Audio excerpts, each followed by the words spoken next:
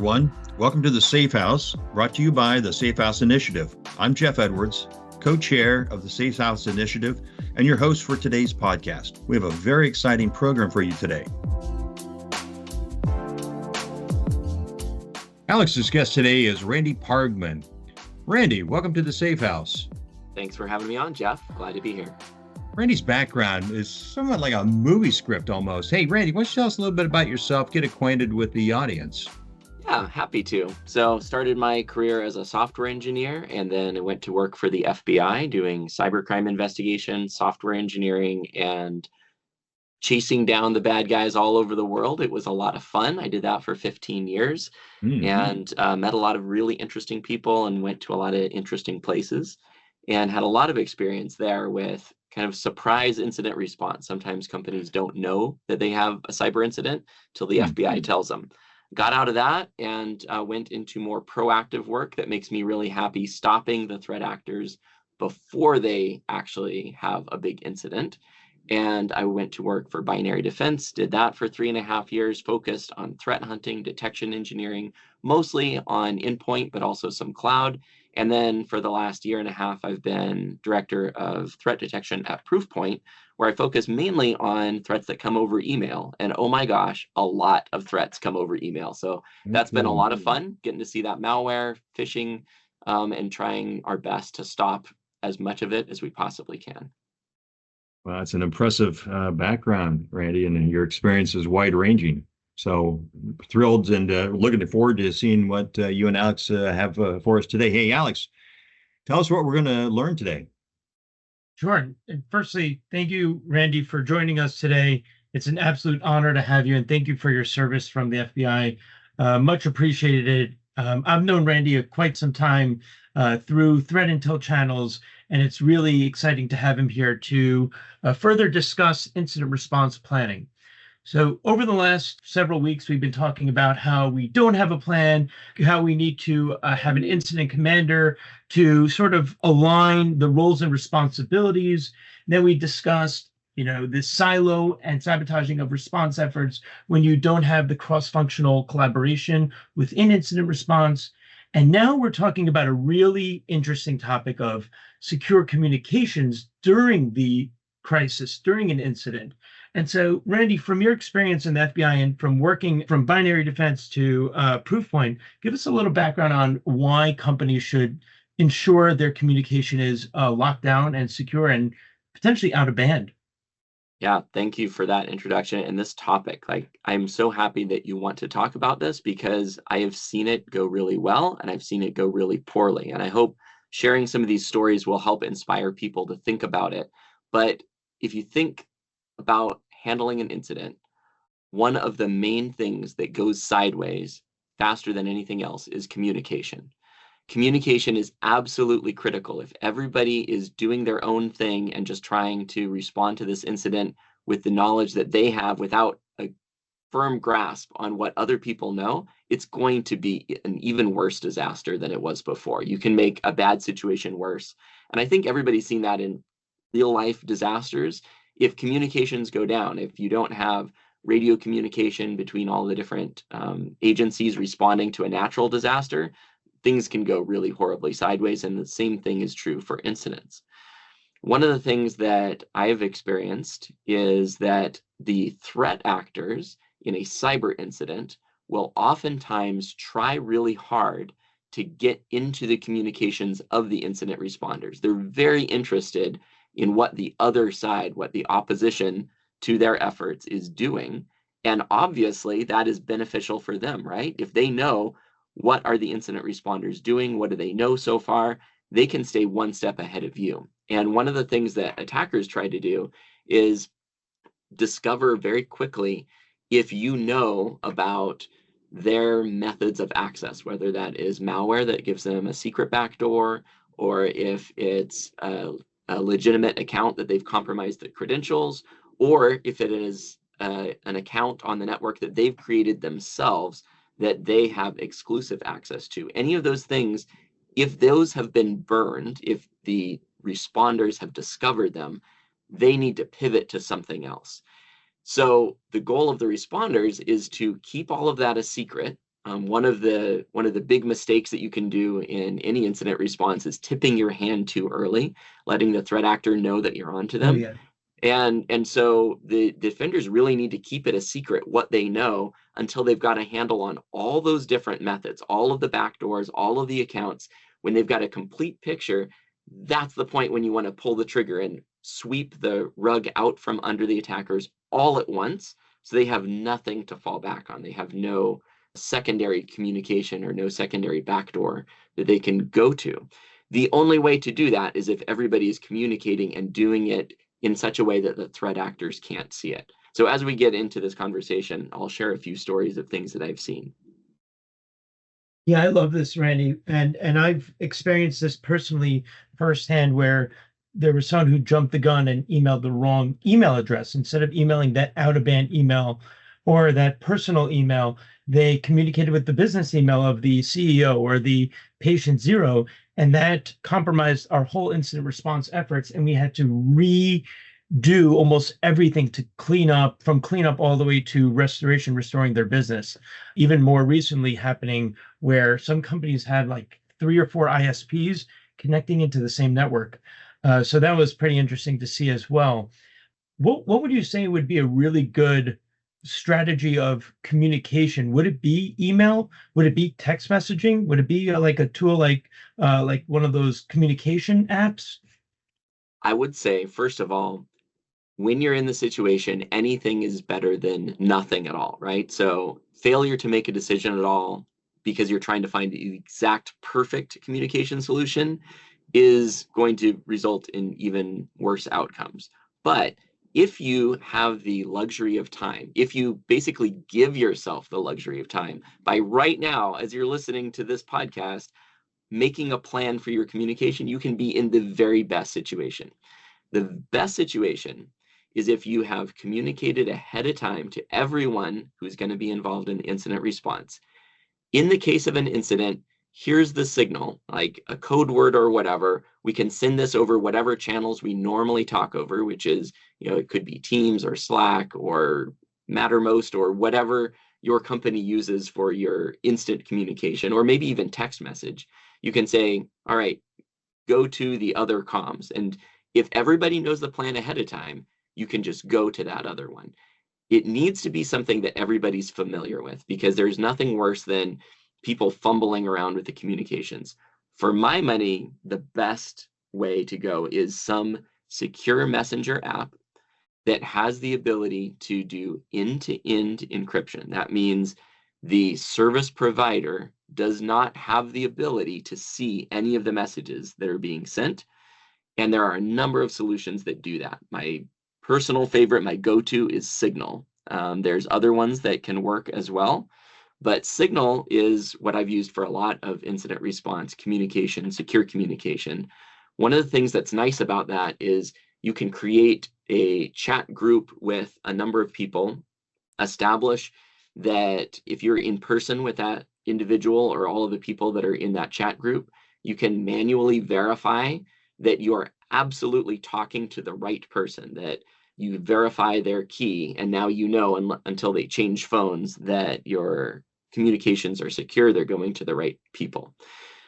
You can also change in that app, or lots of others like it, the retention time for messages. Now, this is something you really need to talk to your legal counsel about ahead of time to see what are you going to be required to retain? What is the legal requirement for keeping a copy of your communications? But if your lawyer is okay with it, or if they advise you that this is acceptable in terms of your industry, your regulators, and all of that, the way that I like to set up chats is 2 separate chats. One of them has disappearing messages or ephemeral messages, however you want to describe that. They're messages that automatically disappear after a set amount of time. And when they're gone, they're gone. Nobody can recover them. They're just completely gone. They're not a matter of record. That's where you can have kind of this instant free flowing. You can say anything that you need to, even though you might be wrong. And you know that this isn't going to become like a matter of record that could be subpoenaed, or it could be produced as part of discovery later on. It's like the analog of having a face-to-face communication. It's not recorded. There is no permanent record of this, but everybody can just chat in this room. And then you have another chat room that you set up to be more of the record. And this is where you give updates. And the way that I like to do incident response communications is absolutely instant communication between the responders, free-flowing communication. That chat just fills up like crazy. There's a lot of stuff going on. It's hard to follow. But then there is one person, either the incident commander or the recorder, whatever you want to call them, their job is to summarize accurately and succinctly on a very regular cadence. That could be every hour, it could be every 6 hours, maybe just once a day, but I wouldn't say less than every 24 hours. They summarize, what do we really know? What is the updated status of the situation that is accurate as of this time, our best source of information? That can go into the channel that is more of the permanent record, the thing that you're going to retain. That channel could have your attorneys, the people in charge of PR, everybody who is required on that team to understand what is really going on, what's the best state of knowledge that we have. Using something like Signal or another app that has these options where you can have disappearing messages on or off, you can have different retention times, you can have the same people in different chat rooms, that lends itself really well to having this free-flowing communication and this communication that's a matter of the record. When you have communication that everybody knows is on the record and it's going to be retained and it could show up in a lawsuit later, that stifles or chills that communication. And sometimes that means that people aren't as willing to share the things that they're seeing or the things that they're thinking. And sometimes that can be disastrous if people are feeling like, I need to censor my own communication. I need to hold back on what I'm going to say. So that's the way I like to set it up. But I have seen it as simple as just, you know what? We got surprised by this incident. Nobody planned this ahead. So we're just going to create a Teams chat and we're going to really hope that nobody who has access to this Teams chat has a compromised account. That's living dangerously. That's definitely taking a lot of risk. But if that's all you've got, then you know what? Go for it until you can establish something better. Yeah, even using like an out-of-band, disconnected Microsoft Teams or Zoom, I've seen that. I've seen the use of platforms. It's actually a really good idea to fully disconnect your communications from within the network that has been compromised, which is exactly what you said. So using anything that's not associated with your affected network would be preferable. If you have to use internal comms, then tread lightly. Don't put sensitive data or who your IR team or who your legal team is, because that can really cause a lot of issues. Yeah, I agree completely. And something that is a best practice I would love to see, but I have very rarely seen this in practice, is using different devices too. And let me illustrate this with a story. I was involved in an incident response where the security team had some of their machines compromised. So even though they went to a different channel to communicate, they were doing it on their company laptops. What they didn't realize was that the threat actor had a piece of malware installed on their laptops that took a screenshot every half a second, made it into this like black and white video stream, and streamed it back to the threat actor's servers. So they were literally watching everything that was happening on the screens of the computers of the security team at this company as they were responding. That's a really bad situation. If you can have, even if you have like just a phone that you go to and you communicate over that, ideally, it's really nice if you've got like just a separate computer. It could even be a personal computer as long as it's not retaining a whole lot of data, although I think that's a little bit dangerous too. But ideally, the best situation is if the company provides some separate computers that are not likely to be infected. They're not something that you use every day, and it's probably not something that the threat actor could have installed some malware on. Yeah, so you want to have a fully segregated network or a separated communication channel, or maybe like an Active Directory that's fully disconnected from your network, where you can use that during the, your training and your testing and your planning. And then ultimately when the incident happens, you already know, hey, we're moving into this comms channel, we're moving into this platform, we're communicating there as we have throughout our training exercises. Exactly. If everybody knows the plan, then you don't have to compromise your out-of-band communication by sending people invites with like access tokens and passwords and things like that, that the threat actor then could intercept and use, right? Like the last thing you want is the threat actor being on your comms that you so carefully segregated. Then you have to start it all over, as you said. I know. That's the worst. That happens where you've separated and segregated your network, but this segmentation gets affected by the ransomware. That would be the worst part. I don't think that would be good. So make sure that it's tested, but also constantly check to see if there's any misconfigurations, patches that haven't been patched, and or passwords that haven't been changed, and the network hasn't been accessed by the wrong person. I've seen incidents where email was being accessed by like the Bahamas, and this guy was out of New York or Connecticut. And so it's really important to take a look at these logs, not just like on a monthly basis, but on a daily, hourly basis to see where these people are logging in from, to see if there's anything that looks suspicious or anomalous. Yeah, I was on an incident response where I went through the access logs and we just continuously looked at the access logs of everybody who had a privileged account. And there was a moment of panic because we saw that one of the most highly privileged admin users, one of the accounts that could basically do everything, was logging in from IP addresses in lots of other countries. And when I looked up those IP addresses, I found they were associated with a particular VPN service, which has a reputation for being used by a lot of threat actors. And so we very quickly tried to find that admin, track him down.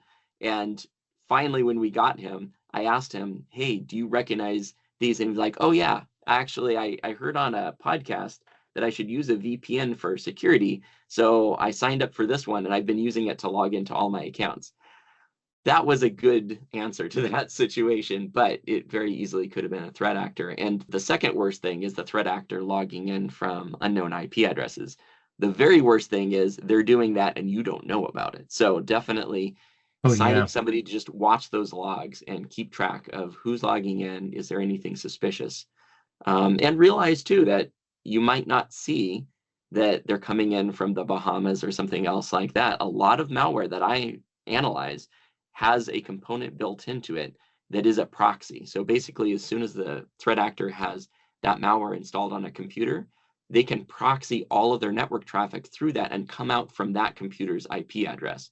So sometimes the threat is coming from inside the house, so to speak. And just because the IP address is not suspicious, that doesn't mean that the login itself is not suspicious. Yeah, you got to do a little bit more of a deep dive on that, and even blocking some IP addresses from certain countries so you reduce some risk. I think is a very recommended step here to ensure that if someone does try to log in from the Bahamas, but nobody's trying to log in from the Bahamas and it's a proxy, it shouldn't be allowed to even access your network or your email or any internet-facing material or servers within your environment. Yeah, I agree with that completely. That brings up a really interesting topic. Maybe we can address some other time about the difference in strategy on the defender side between blocking and detecting. And this goes into communications as well. When a threat actor sees that they are being blocked, which is pretty easy for them to tell, like they just try to log in and they immediately get nothing at all, they understand that they very quickly figure out that is something the defenders know, and they'll try something else, right? So you need to be prepared for that. When they're not blocked, but it sets off an alarm, you have something that's going to alert the defenders that somebody has tried this. That sometimes gives you the upper hand of maintaining that secrecy.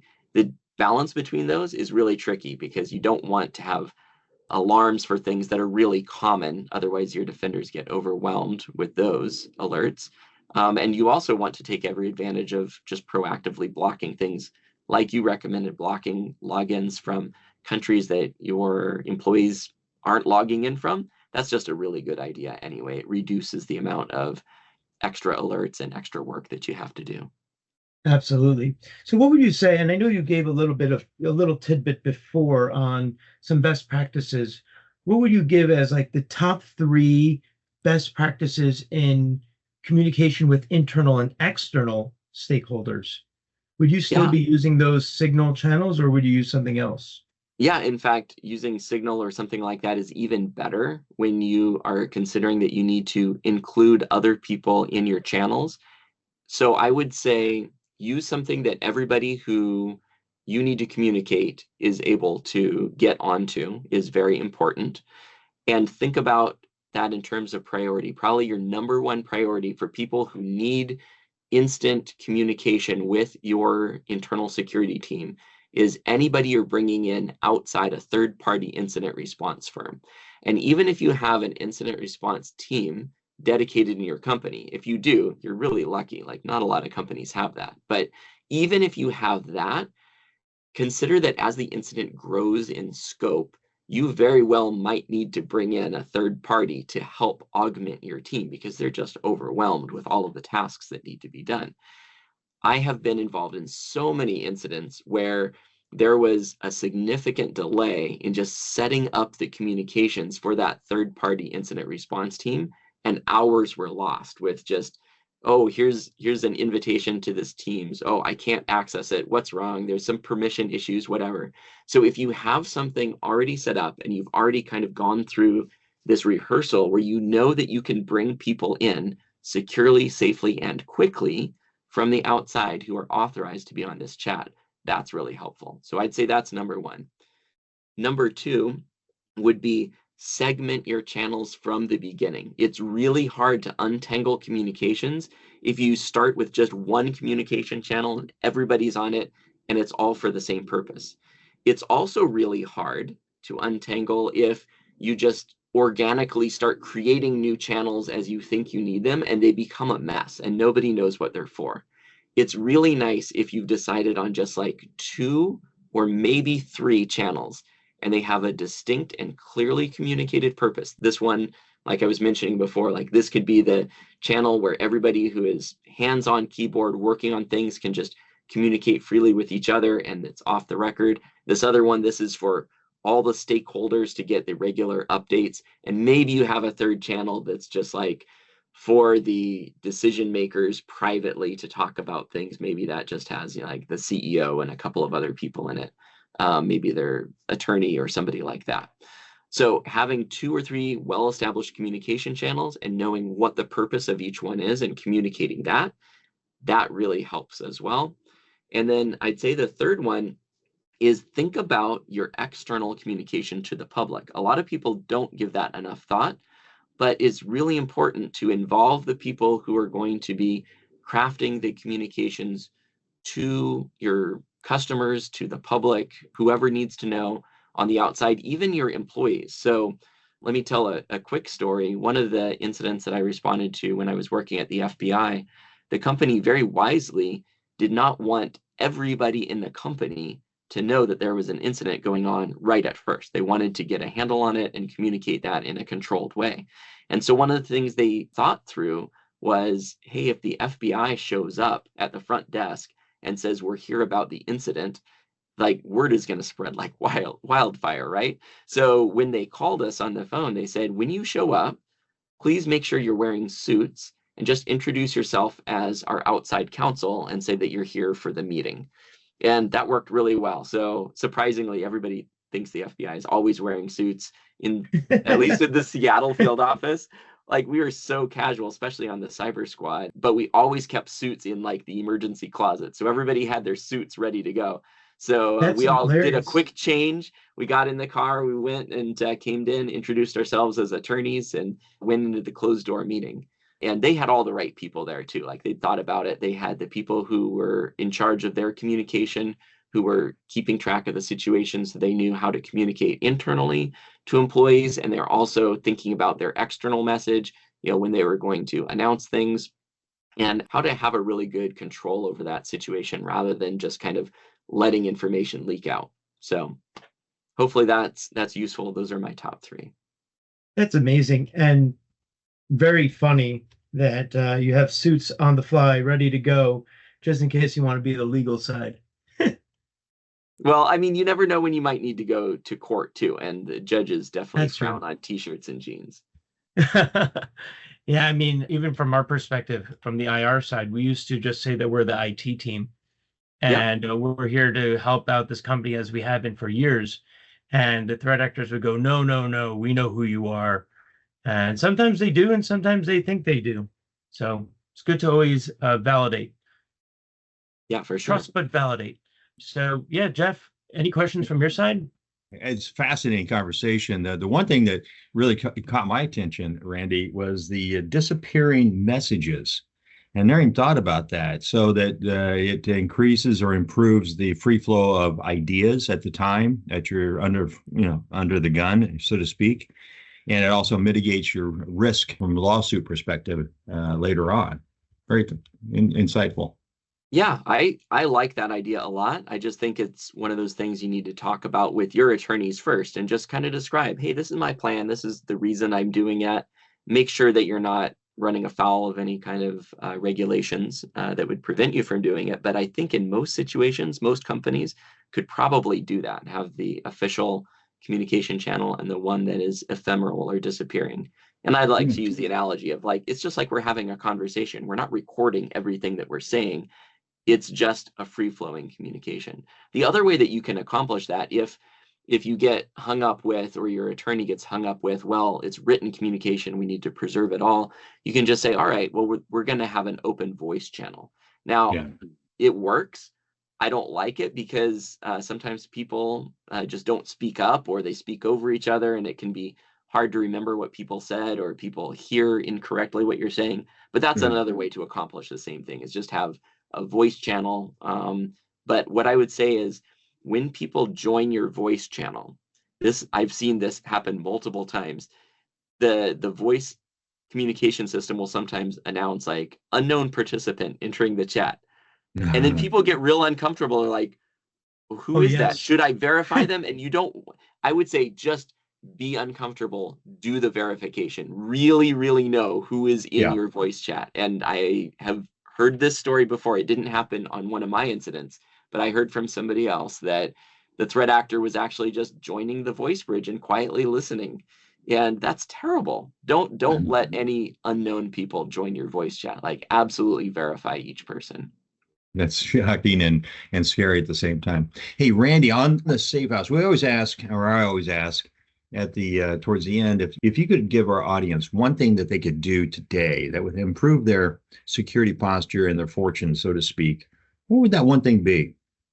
In this case, I'd say do an exercise, like actually run through the motions of what you would do in case of an incident, because there's a lot of plans that look great on paper, but they fall apart as soon as they meet reality. And when you do an exercise, you don't find all of them, but you find a lot of them, and you figure out those things that you thought were going to work really well that in practice, actually, they're quite clunky. And then you can make a change before you have to do this on the fly with a real incident. Well, Randy, on behalf of the SafeHouse, I just want to tell you, thank you ever so much for joining us and sharing all this knowledge and experience.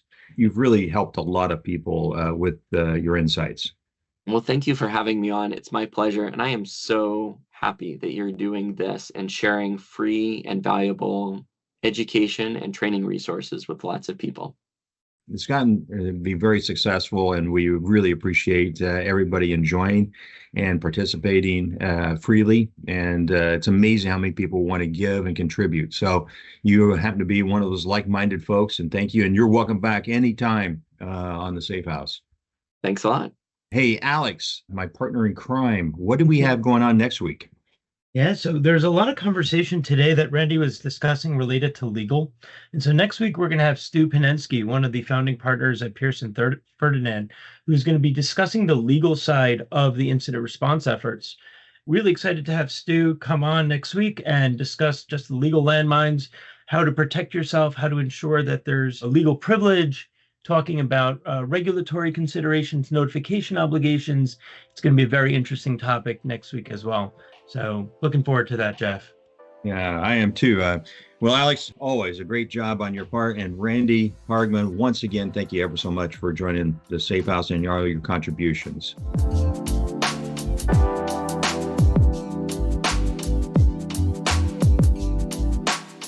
That's That's our podcast for today. I'm Jeff Edwards for the SafeHouse Initiative. Thanks for joining us, and remember, be safe, be resilient, and be kind to each other.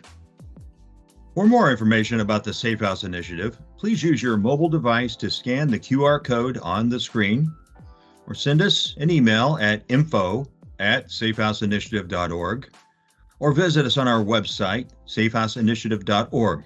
We look forward to hearing from you.